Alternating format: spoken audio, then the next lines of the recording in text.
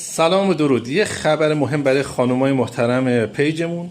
دستگاه یونتراپی رو آوردیم توی این مکان زنونه. اینم از کار هنری خانوما.